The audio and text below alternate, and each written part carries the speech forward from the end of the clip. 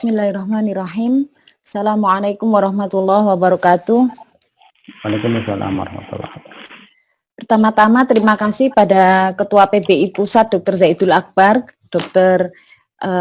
Ustadz Hamid Arif selaku PBI Wilayah Surabaya, kemudian para pembicara dan tim dari Ustadz Hamid Arif yang telah mengundang. Ini untuk kedua kali saya mengisi bekam. Sebenarnya sebelumnya sudah secara offline dulu bersama Ustadz Hamid Arif seperti di RSI, yang online ini baru 2 kali ini. Hari ini saya mendapat amanah untuk membawakan bekam untuk nyeri punggung bawah. Bismillahirrahmanirrahim. Sebelumnya saya mengucapkan alhamdulillahirabbil alamin. Innal hamdalillah nahmaduhu wa nasta'inuhu wa nastaghfiruh wa na'udzu billahi min syururi anfusina wa min sayyiati a'malina may yahdihillahu fala mudilla lahu wa may yudlilhu fala hadiyalah. Asyhadu an la ilaha illallah wa asyhadu anna Muhammadan abduhu wa rasuluhu la nabiyya ba'dah. Allahumma rabbi shrah li sadri wa yassir li amri wahlul 'uqdatam min lisani yafqahu qawli. Rabbi zidni ilman warhamni siratal mustaqim. Amin ya rabbal alamin. Berikut ini para pembicara. Saya senang sekali bergabung dengan para pembicara yang luar biasa. Semoga mendapatkan ilmu juga dari para pembicara lain. Dan bekam terhadap nyeri, kemarin kita pertama kali telah membahasnya, namun hari ini kita fokus kepada nyeri punggung bawah. Hari ini sebagai daftar isi saya akan membawakan tentang nyeri punggung bawah, kemudian terapinya, dan bekam sebagai salah satu terapi alternatif untuk nyeri punggung bawah, kemudian kesimpulan.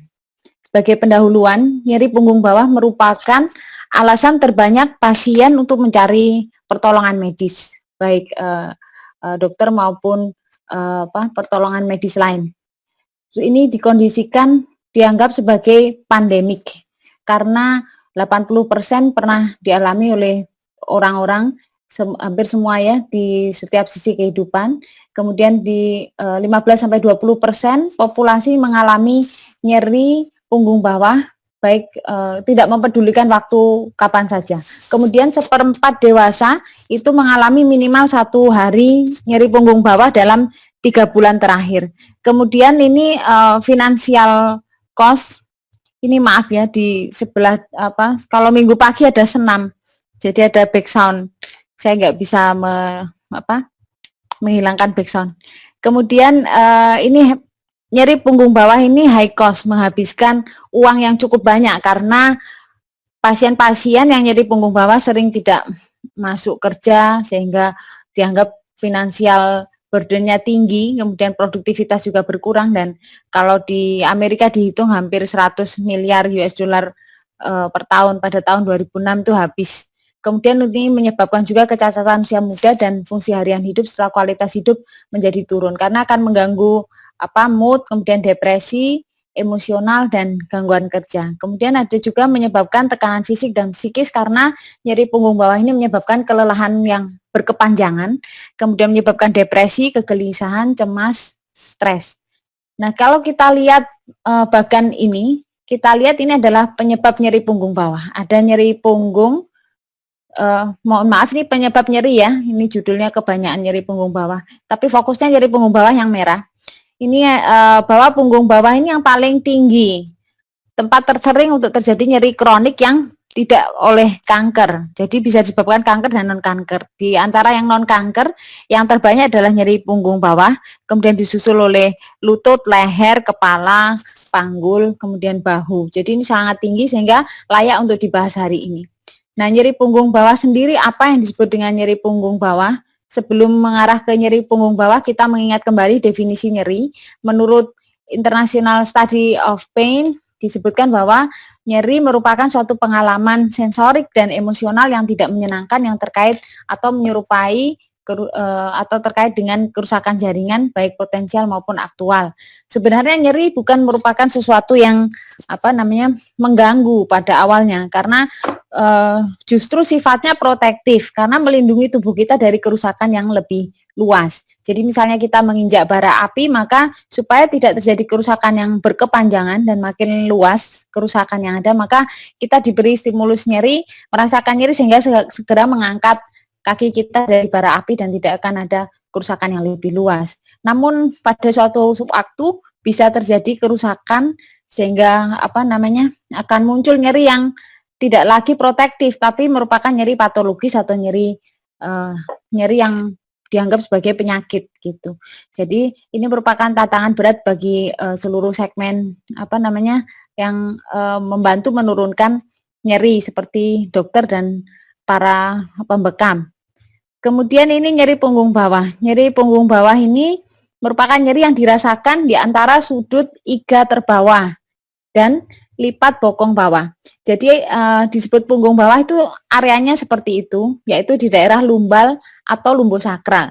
Jadi kalau ada tulang itu ada mulai leher, itu tulang servikal, kemudian ada tulang servikal, bawahnya servikal ada torakal, kemudian ada lumbal, ada sakral, ada koksigeal. Nah, yang bagian punggung bawah atau bahasa Jawanya boyok ya, itu lumbal atau lumbosakral. Ini bisa disertai atau tanpa disertai penjalaran ke tungkai bawah. Tungkai bawah itu bahasa medisnya ekstremitas. Kalau secara epidemiologi, maka nyeri punggung bawah ini kita lihat dia mengenai seluruh usia. Jadi nggak peduli tua, nggak peduli muda. Tapi prevalensinya meningkat pada usia 60 sampai 65 tahun, kemudian mencapai puncak pada usia 55 sampai 64 tahun. Nah, lebih dari 80% dewasa muda itu mengalami nyeri punggung bawah.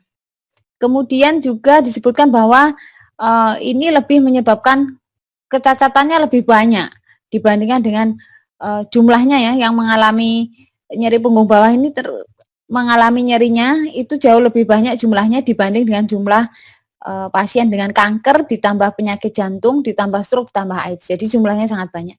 Kalau laki dan perempuan kalau secara umum nyeri punggung bawah itu sama, tapi pada penyakit-penyakit tertentu nyeri punggung bawah kalau di breakdown bisa lebih banyak pada laki-laki.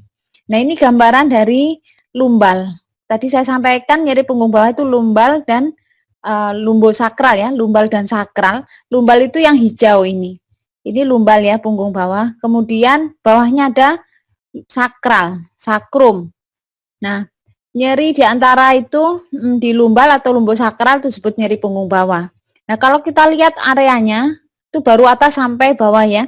Kalau kita lihat dari permukaan sampai dalam maka ada namanya kulit, ada namanya otot, ada tulang, ada sendi, ada apa namanya? Ada bantalan antar tulang gitu ya. Maka juga ada tendon. Maka banyak sekali struktur yang bisa terlibat dari luar sampai dalam, kemudian dari atas sampai bawah batasannya lumbosakral.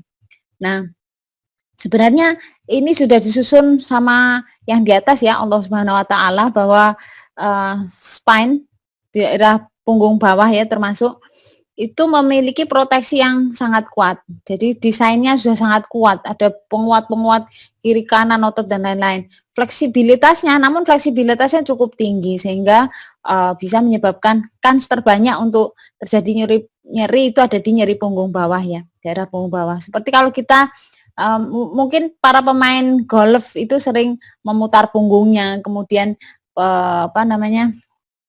Kalau kita menoleh, menunduk, itu punggung bawah itu yang paling banyak mobilitasnya, sehingga kan terjadi nyeri sangat tinggi.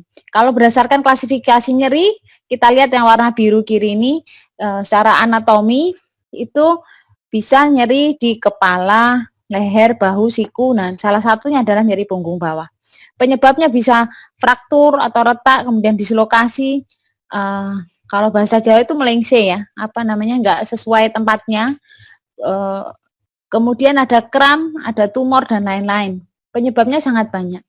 Kemudian ada intensitas ringan, sedang, berat dan durasi ini bisa akut kurang dari 3 bulan dan kronik lebih dari 3 bulan. Kalau berdasarkan mekanismenya yang pertemuan pertama itu ada mekanisme nyeri neuropatik saya singgung sedikit. Mungkin bisa lihat rekaman bagi yang tidak berkesempatan melihat yang lalu. Juga ada nosiseptif dan ada campuran nosiseptif dan neuropatik. Kalau berdasarkan konteks klinis, ini banyak ya, bisa akibat pembedahan, penuaan, nggak sakit apa-apa, tiba-tiba nyeri punggung bawah itu banyak usia tua. Itu akibat kondisi proses penuaan. Juga bisa akibat keganasan. Nah, nyeri punggung bawah ini kalau berdasarkan akut, ini kelebihan, akut ini dan kronik ya. Kalau kita pisah atau boleh tengah-tengah ada subakut. Kronik itu lebih dari 3 bulan. Sedangkan kalau kronik lebih 3 bulan berarti akut kurang dari 3 bulan. Ada yang membagi cuma 2. Kemudian mekanisme ini tadi saya sebutkan ada nosiseptif, ada neuropatik, ada campuran.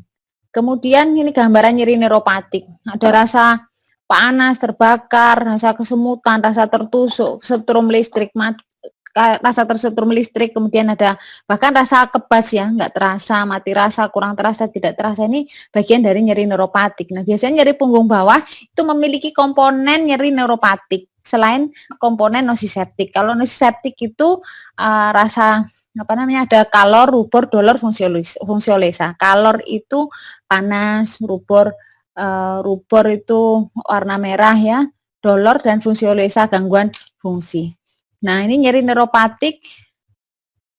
Nah, ini adalah simptom. Simptom itu kumpulan gejala. Kumpulan gejala dari nyeri punggung bawah itu bisa spasme otot, kemudian ada kelemahan pada ekstremitas bawah, kemudian ada nyeri, ini bisa disertai atau tidak, nyeri yang radiasi itu nyeri yang menjalar ke tungkai bawah. Nyerinya macam-macam seperti yang saya sebutkan tadi, seperti nyeri neuropatik. Risiko, siapa saja yang bisa mengalami nyeri punggung bawah? Ya, ini yang beresiko adalah pekerjaan. Pekerjaan misalnya mengangkat berat ya, mengangkat galon, kalau tidak disertai dengan cara mengangkat yang benar, maka bisa terjadi nyeri punggung bawah. Tapi kalau dengan ilmu yang baik, mengangkat berat tidak masalah, seperti para atlet mengangkat berat memakai proteksi punggung, kemudian cara mengangkatnya benar, maka tidak menyebabkan penyakit nyeri punggung bawah. Kemudian bisa juga genetik, faktor sosiodemografi, faktor kesehatan, faktor sosioekonomi. Nah, apa faktor-faktor masing-masing? Ini kalau faktor usia, kemudian faktor ini perkawinan disebutkan sebagai risiko untuk nyeri punggung bawah. Kemudian juga ada faktor pekerjaan ini, kepuasan bekerja, kemudian empati dari supervisornya, kemudian ada pekerjaan yang terus-menerus, repetitif, terus-menerus, ada aktivitas yang berat yang dilakukan terus-menerus seperti mengangkat, mendorong beban berat, atau menarik beban berat. Kemudian merokok juga disebutkan sebagai salah satu faktor risikonya, kelebihan berat badan juga iya, kemudian ada faktor komorbid yang lain. Kemudian ada income level, ini disebutkan juga merupakan salah satu faktor risiko dari nyeri punggung bawah. Juga ada faktor degeneratif, ini juga dipengaruhi oleh faktor genetik. Ini yang tadi saya sebutkan, nosiseptif, neuropatik, campurannya merupakan mixed pain. Nah, nyeri punggung bawah ini yang mixed pain. Kemudian ini mekanismenya nggak terlalu detail ya, ini untuk anak-anak kedokteran nih harus tahu sampai detail. Sekedar tahu aja, ini looking for the pain generator. Jadi mencari sumber nyeri. Sumber nyerinya dari mana? Kalau saya tadi sebutkan ada otot ya, dari kulit luar itu juga nyeri bisa. Otot, kemudian ada struktur fasia, kemudian organ interna di dalam tubuh. Jadi misalnya orang dengan batu ginjal pun bisa nyerinya menjalar ke punggung bawah, atau gangguan di organ ovarium dan lain-lain, kalau ada tumor itu juga menyebabkan nyeri punggung bawah. Bahkan kalau ibu-ibu yang mens itu juga bisa kadang mengalami nyeri punggung bawah. Tulang kalau ada osteoporosis dan lain-lain, tumor, fraktur, ini juga menyebabkan nyeri punggung bawah. Asal areanya sesuai yang saya sebutkan tadi ya. Di sini juga ada komponen saraf. Nah, saraf ini harusnya tidak tertekan oleh warna biru. Jadi kalau yang merah, kuning, merah ini ya mengalami inflamasi, merah ini nyeri. Ini juga tertekan oleh bantalan antar tulang. Kemudian ada joint. Joint itu antar tulang. Antar tulang ini ada seperti sacroiliac joint, ini juga nyeri. Ini biasanya di di punggung bawah ya. Ini juga, jadi semua otot, tendon, saraf perifer, ligamen, tulang, kartilago ini bisa menyebabkan komponen nyeri punggung bawah. Ini faktor risiko tadi sudah. Ini maka diagnosanya sangat banyak ya. Ada ini kalau faktor yang intrinsic spine, ini yang dari dalam tulang belakang, ini bisa herniasi yang tadi bantalan antar tulang yang menekan akar saraf, kemudian ada spondylolistesis. Spondylolistesis itu tulang sama tulang bergeser ya. Kemudian ada spondylosis, namanya spondylosis, spondylolisis, ada fraktur kompresi. Kalau sistemik itu disebabkan oleh tumor, infeksi, jadi misalnya osteomielitis, kemudian ada penyakit inflamasi seperti inflamatory spondyloarthropathy. Kemudian ada yang menjalar yang saya tadi sebutkan seperti dari ginjal, seperti renal kolik, kemudian pyelonefritis, ada herpes zoster di kulit itu pun juga bisa terjadi di punggung bawah. Kemudian ada juga kondisi pelvik seperti endometriosis, ini gangguan organ kewanitaan ya, endometriosis. Kemudian ada gastrointestinal condition, ini GI tract itu saluran pencernaan. Jadi pankreas, kemudian ada peptic ulcer disease, ada cholecystitis. Jadi sangat banyak penyebab nyeri punggung bawah. Kalau kita lihat nyeri punggung bawah itu bisa akut, bisa kronik. Kronik itu yang lebih 3 bulan, itu bisa facet joint. Tadi ya sudah saya gambarkan di dalamnya. Nanti mungkin saya share PPT saya sehingga bisa lihat ulang facet yang mana. Sakroiliak, kemudian ada discogenic pain. Nah, penyebab yang paling sering ini ada mekanik, neurogenik, non mekanik. Ini saya breakdown satu-satu yang paling sering apa. Sudah saya sebutkan tadi satu-satu, cuman ini di list yang paling sering. Nah, terapi. Terapi itu sebenarnya tergantung sakitnya apa. Jadi pendekatan terapi kita berbeda-beda kalau di medis. Nah, jadi kita lihat dulu apa ada perkembangan atau tidak. Kemudian kita lihat ada resikonya sedang atau ringan. Kalau ringan mungkin obat-obat dilanjutkan selama 12 minggu gitu. Kemudian kalau resiko sedang kita harus tambah dengan selain obat ditambah dengan fisioterapi. Kalau yang high risk itu harus dilihat secara biopsikososial assessment. Jadi harus holistik melihatnya. Nah, gambaran klinis yang akut low back pain kita lihat itu dari anamnesis, dari tanya jawab pasien. Kemudian kita cari red flag itu tanda bahaya apa tanda bahaya nanti akan saya terangkan berikutnya. Kemudian kalau ketemu tanda bahaya itu wajib dirujuk. Dokter umum pun wajib merujuk ke spesialis karena harus dilihat di foto seperti MRI, kemudian diperiksa tumor marker, periksa yang lebih detail lagi supaya tahu penyebab yang lebih detail. Kapan red flag nanti ada di slide terakhir. Nah, kemudian kita juga kita lihat ini ada diadviskan untuk mobilisasi. Mobilisasi itu bergerak ya, dan dihindari untuk bed rest, malah diusahakan nggak tiduran, istirahat. Istirahat cuma 2 maksimal 4 hari, selebihnya harus kembali bergerak karena bed rest dianggap tidak terlalu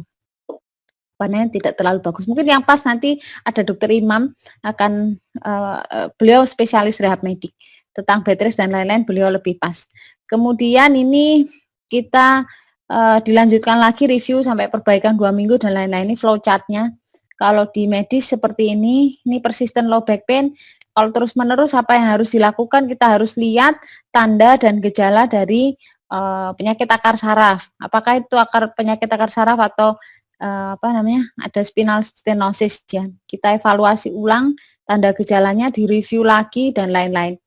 Nah, kalau ada gangguan akar saraf atau spinal stenosis maka harus dirujuk ke spesialis. Ada spesialis dirujuk ke spesialis. Kemudian ini multimodal treatment. Multimodal treatment ini banyak yang harus diperbaiki kalau pasien mengalami nyeri punggung bawah. Jadi harus diperbaiki lifestyle-nya, cara mengangkatnya harus baik, harus benar. Kemudian sleep hygiene-nya harus diperbaiki, stress management karena dipengaruhi oleh stres. Kayak tadi supervisor yang galak gitu. Itu termasuk menyebabkan salah satu faktor risiko low back pain. Kemudian ada nyeri intervensi, ada farmakoterapi, obat-obatan, kemudian physical atau occupational terapi, nanti ada dokter Imam. Kemudian di KIE, KIE itu diberi edukasi pasien tentang penyakit dan pengobatan yang ada, biofeedback, dan salah satunya adalah terapi komplementer seperti bekam yang saya lingkari merah ini. Jadi sebenarnya terapinya harus holistik dari banyak sudut pandang. Nah, ini nyeri dipengaruhi banyak hal, bisa kultur, fisik, psikologi, sosial, spiritual, sehingga mempengaruhi tingkat kesembuhan pasien dan lama tidaknya mengalami nyeri. Sehingga biasanya ekspektasi untuk mendapatkan hilangnya nyeri dengan efek analgesik itu diharapkan bisa seimbang gitu, balance. Namun kadang kenyataannya tidak demikian karena kadang penyakitnya yang terlalu berat atau faktor usia yang kita tidak bisa mengembalikan lagi menjadi muda dan lain-lain. Itu sehingga kita perlu edukasi ke pasien. Jadi kalau berharap penuh habis dibekam terus sembuh total itu secara teori kalau total tetap kita kembalikan bagaimana apakah penyebab dari nyeri punggung bawah itu dulu. Jadi misalnya kalau pasien dengan tumor nyerinya turun, apakah tumornya sudah hilang? Itu yang perlu kita evaluasi lebih lanjut. Apakah bekam menghilangkan tumor? Sampai sekarang saya lihat di jurnal belum menghilangkan tumor, tapi mengurangi nyeri ya. Jadi harus secara holistik terapinya. Jadi kalau satu waktu kambuh lagi, ya mungkin saja kalau penyebabnya tumor. Jadi bekam sekali itu bukan berarti sebuah penangkal petir yang satu kali bekam terus nggak lagi nyeri selamanya, tidak. Jadi harus dievaluasi nyerinya penyebabnya apa sehingga menyebabkan nyerinya berulang gitu. Kemudian ini karena ketidakpuasan pengobatan yang ada ya, karena banyak faktor yang mempengaruhi nyeri, termasuk nyeri punggung bawah, maka hadirlah pengobatan tradisional karena ketidakpuasan dengan pengobatan yang ada dan adanya efek samping obat-obatan yang diberikan dalam jangka waktu lama ke pasien. Sehingga WHO pun membolehkan adanya pengobatan tradisional ini dengan slogan kesehatan untuk semua. Nah, bekam ini salah satu terapi tradisional. Terapi memang sangat banyak, salah satunya bekam. Di tangan profesional, bekam ini akan aman. Nah, salah satu cara untuk membentuk tangan profesional adalah seperti pelatihan-pelatihan yang diadakan PBI. Seperti ini bagus. Kemudian ini terapi bekam. Terapi bekam untuk nyeri punggung bawah. Nama lainnya adalah al-hijamah atau ada yang menyebutkan pakai H. Al-hijamah ada lagi. Indonesia canduk kop atau cantuk, kemudian ada cupping terapi ini bahasa Inggris, ada cupping method bahasa Inggris, ada ini bagua linfa, nggak tahu saya bacanya ya, ini orang Cina nulisnya seperti ini. Kemudian ada ventosa, ada dari Prancis dan lain-lain ya. Ini banyak penyebutan yang berbeda tapi mengacu pada hal yang sama. Nah, sekarang bekam terapi kop ini diaplikasikan pada kulit sehingga menyebabkan kongesi lokal melalui tekanan negatif. Bisa tekanan negatif ini melalui panas atau vakum. Kalau kita lihat ini sejarahnya dari Cina, kemudian Mesir, Yunani kuno, Eropa, Amerika, Inggris, ini adalah gambaran bahwa bekam sudah dilakukan selain di berbagai negara ya, juga di ini bukti-bukti dari luar negeri, ini di Mesir, kemudian ini di Yunani, ini kop gelas dari Timur Tengah, ini dokter muslim melakukan bekam, ini pakai. Nah, ini sejarah bekam juga, ini di Museum Inggris ya, ini masih disimpan. Ini sakrifikator, ini 13 Lancet, ini tahun 1878, abad 17, jadi sudah lama sekali bekam. Kemudian ini di dunia, baik timur, barat, utara, selatan, ini hampir semua rata memakai bekam. Kalau kita lihat atlet selebritis ini juga banyak yang memakai bekam. Ini gambar-gambar saya ambil dari internet. Ini bekam itu sederhana, mudah digunakan, efek samping minimal dan aman jika berada di tangan profesional. Jadi tahu titiknya, tahu efek samping, tahu desinfeksi dan lain-lain, itu bisa aman. Nah, ini berbagai macam alat-alat bekam, bisa dari plastik, dari porselen, dari dari berbagai hal ya. Bisa tanduk hewan. Nah, ini cara memberi tarikan ini juga bisa elektrik, bisa mekanik. Ini efek sampingnya. Efek samping tuh kalau kita kebanyakan bekam, itu itu bisa nyeri semua seluruh tubuh ya. Maksudnya titiknya terlalu banyak, ngambilnya terlalu banyak. Kadang kita merasa enak dibekam sehingga nambah titiknya. Saya sendiri pernah bekam, sakit semua badan saya 3 hari 3 malam karena hampir semua titik saya minta. Saya sendiri yang minta. Efek sampingnya memang benar sesuai jurnal. Ini bisa nyeri semua. Jadi sebaiknya memang pada titik-titik tertentu dan dalam jumlah tertentu. Jadi ada dosis yang pas. Kemudian ada anemia defisiensi, ini hati-hati. Jadi kalau pada orang yang vertigo, ketika vertigonya diakibatkan oleh anemia, maka ketika dibekam bukannya vertigo akan hilang, tapi justru malah menyebabkan vertigonya bertambah berat karena anemianya bertambah berat. Maka dari itu perlu tahu kapan pasien anemia, kapan tidak. Mungkin nanti kapan-kapan kita ketemu lagi ya, karena waktunya pendek dan pembahasannya nggak bisa merata ke seluruh tubuh. Nah ini bisa juga karena robekannya juga warna hitam setelah bekam, kemudian ada rasa kesemutan setelah bekam itu juga bisa terjadi. Kemudian ini jenis bekam ala negara Cina ya. Ada flashing, ini pakai api ini, seperti film-film kungfu ini banyak. Nah ini jenis bekamnya, bisa ada yang moving cupping application, jadi digerakkan seperti itu. Kemudian ini bekam itu ada bekam basah, kombinasi bekam seluncur, ini ala-ala luar negeri saya rangkum jadi satu. Nah, namun kita nanti akan fokus ke bekam sunnah, karena bekam sunnah itu lebih ke bekam basah. Kalau secara teori jurnal memang bekam basah itu lebih efektif dibandingkan dengan bekam kering, maka saya beri tanda ini ke arah bekam basah lebih dipilih. Nah, bekam basah itu ada dua, ada yang puncture cupping, jadi langsung ditoreh kemudian dikop. Ada juga yang cupping puncture cupping, jadi dikop dulu, kemudian ditoreh, kemudian dikop lagi. Nah, yang disebut hijamah itu yang cupping puncture cupping. Nah, ini gambarnya, ini bekam kering, kalau tidak keluar darah, ini yang bekam basah, tentu para praktisi bekam sudah kenal ini dengan baik. Nah, kalau secara teori bekam basah lebih baik dibandingkan dengan bekam kering gitu. Jadi tidak membuang zat toksik kalau si bekam kering ini, namun dia hanya memindahkan dari titik tertentu. Jadi enggak lagi ngumpul di situ gitu. Tapi kalau bekam basah itu sampai mengeluarkan zat toksik dari tubuh. Nah, ini Rasulullah Shallallahu alaihi wasallam, Allahumma sholli alaihi, ini memuji bekam. Disebutkan kesembuhan itu ada 3 hal: minum madu, bekam, dan kai atau sundutan api. Aku melarang umatku untuk berobat dengan kai dan lain-lain ya, ini banyak ini. Nah, ini orang luar negeri, namun menyebutkan di sini Nabi Muhammad ini memuji bekam, jadi merekomendasikan bekam gitu. Ini dalam sebuah jurnal. Ini siapa namanya ini, Sunlin ya. Mungkin ini fotonya si Sunlin yang pertama ini, pengarang. Ini juga menyebutkan kata Rasulullah Muhammad ini yang merekomendasikan bekam. Ini prosedur bekam. Prosedur bekam itu ada sebelum bekam, jadi dilakukan alkohol swab, dibersihkan dulu kulitnya, kemudian memakai cup yang steril, divakum, kemudian pakai surgical blade, kemudian dilakukan penorehan.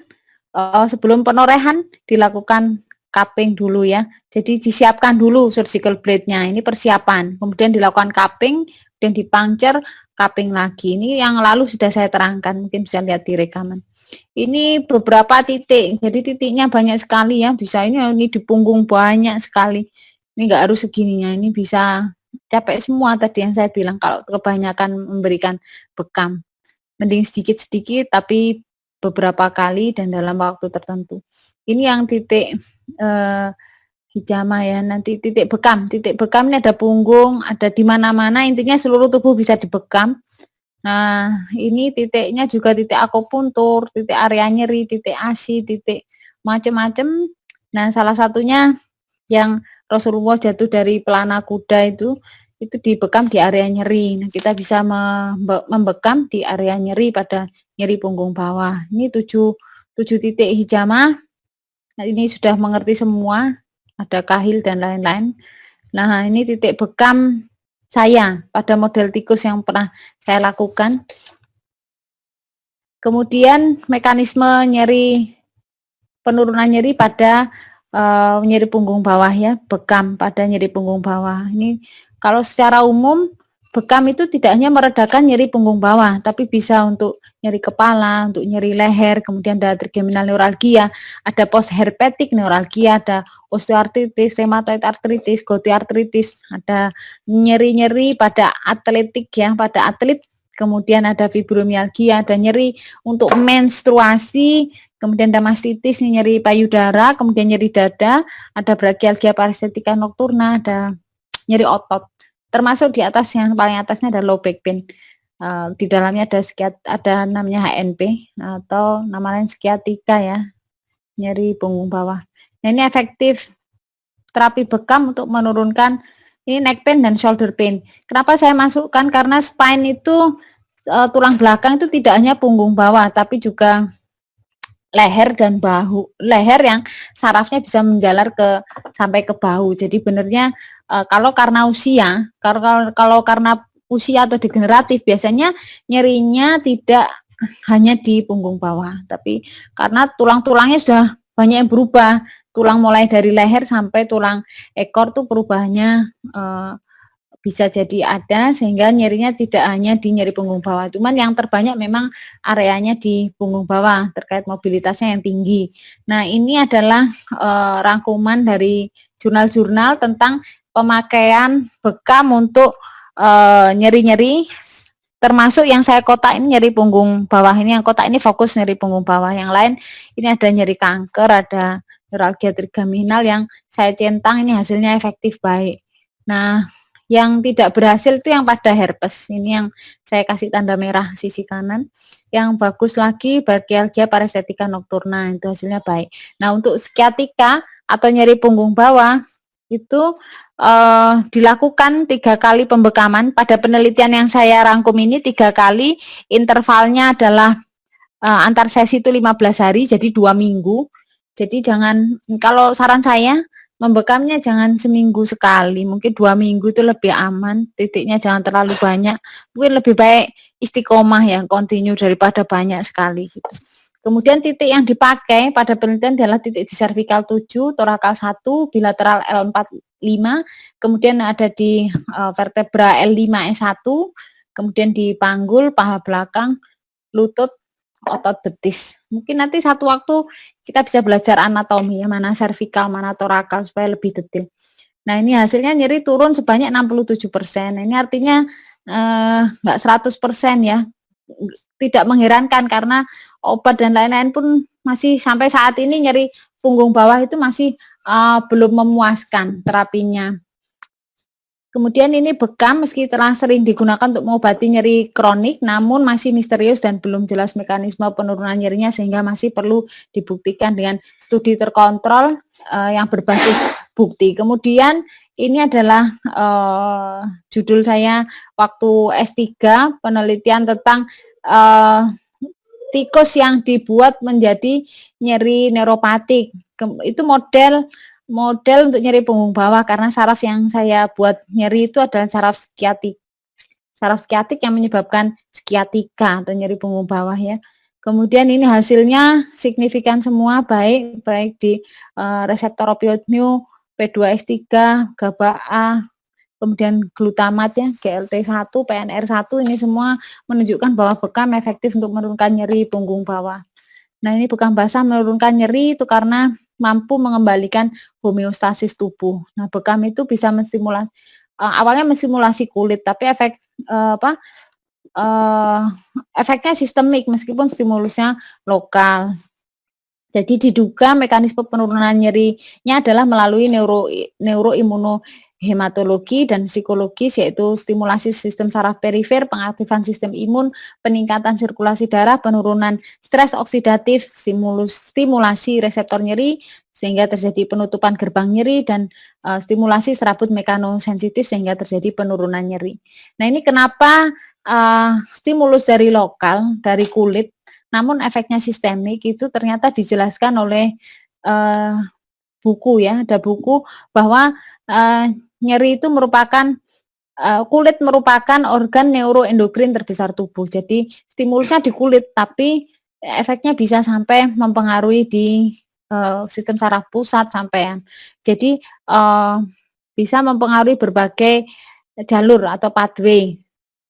Kemudian ini bekam menurunkan nyeri pada nyeri punggung bawah termasuk di dalamnya ya. Ini ada 3 sistem neurologis. Yang pertama adalah sistem analgesia di otak dan medula spinalis, termasuk di area substansia abu-abu, periaqueductal, periventrikuler, nucleus rhamemagnus, nucleus reticularis, perigigantoselularis. Kemudian juga mempengaruhi sistem opiat otak, termasuk di dalamnya endorfin dan enkefalin.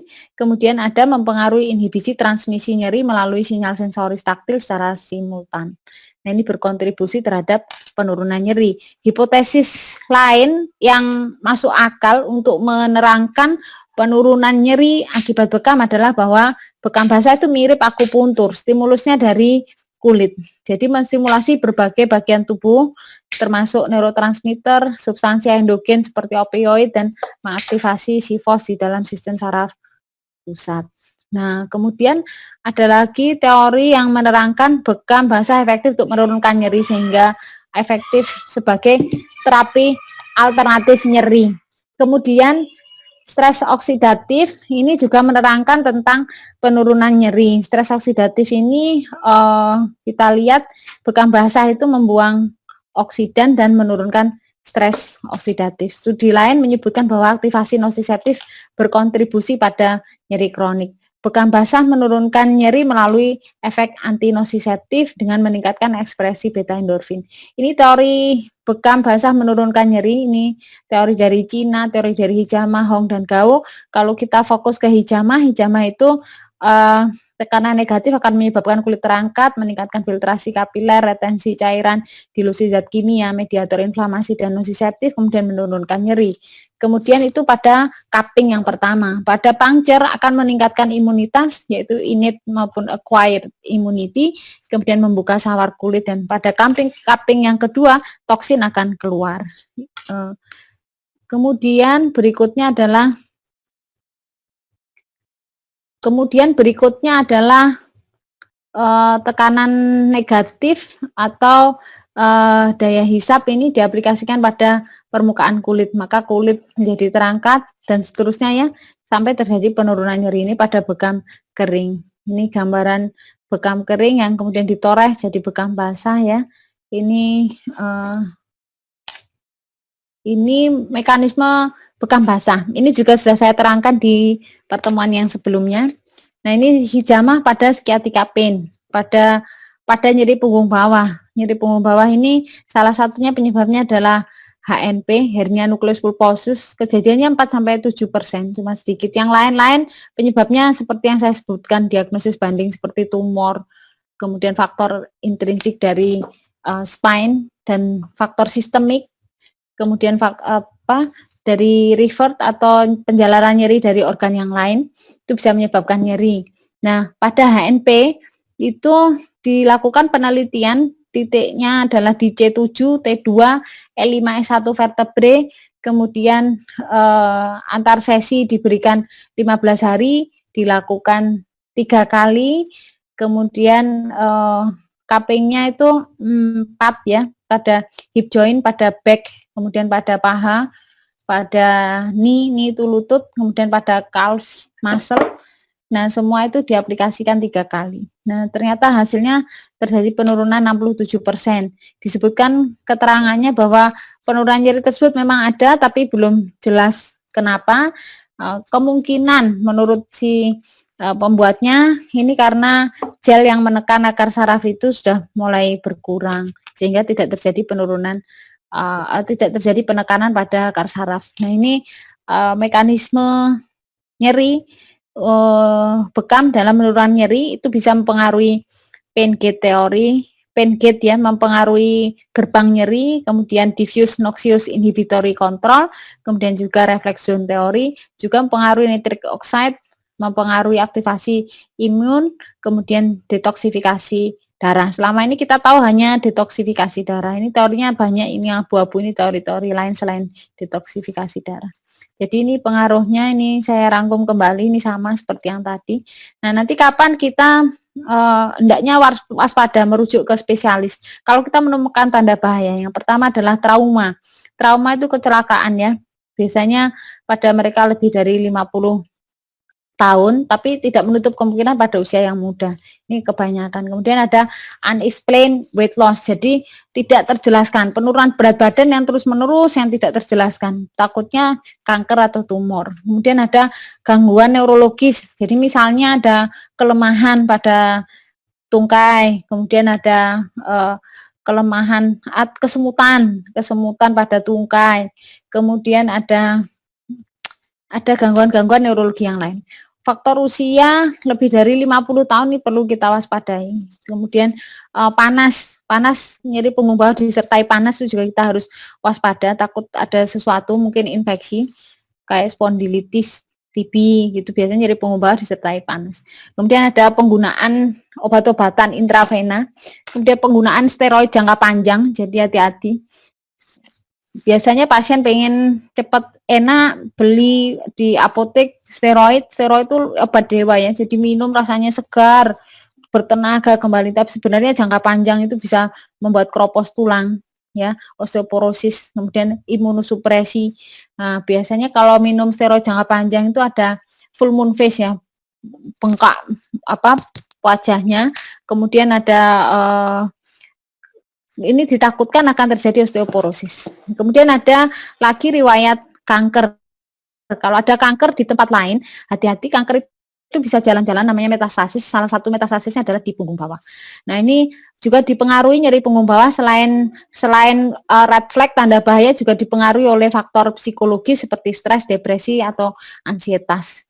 Kemudian ini adalah red flag yang membuat yellow flag. Yellow flag itu bukan lagi tanda bahaya, tapi faktor yang menyebabkan nyeri punggung bawah ini berkepanjangan akibat psikis dari pasien. Jadi tidak puas atas pekerjaan yang ada konflik, kemudian emosional problem seperti depresi, ansietas, kecemasan, kemudian ada nyeri secara umum seperti nyeri kepala, capai semua, geliang, ini juga mempengaruhi nyeri punggung bawah. Kemudian ada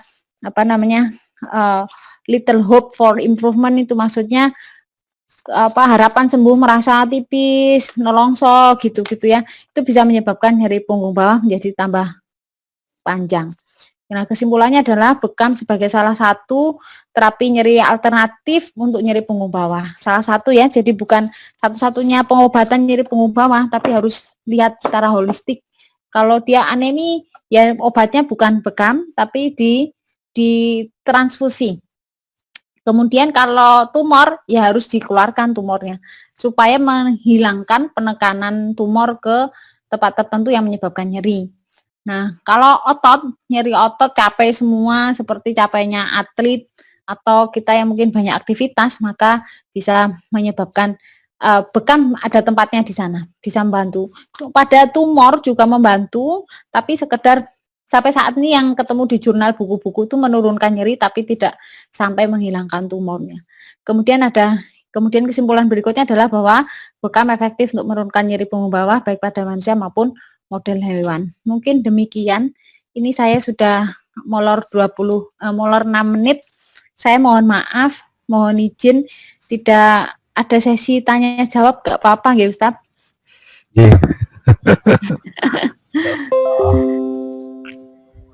Mungkin demikian, terima kasih. Saya insya Allah akan share. Assalamualaikum Dokter Imam. Ini guru penguji saya. Ini beliau yang lulus bekam pertama. Dan saya beruntung sudah ada jalan yang dibuka beliau sehingga saya tinggal meneruskan. Ibarat untuk bekam tikus itu seperti apa, kecilnya seberapa, itu saya beruntung sekali ada beliau yang sudah buka jalan sehingga nggak bingung buat alat bekam tikus kan tentu kecil sekali. Nah, beliau ini sudah punya alatnya. Jadi saya alhamdulillah, saya matur nuwun Dokter Imam. Iya, monggo. Ya, mohon izin saya pamit. Terima kasih. Semoga bermanfaat. Assalamualaikum warahmatullahi wabarakatuh. Waalaikumsalam.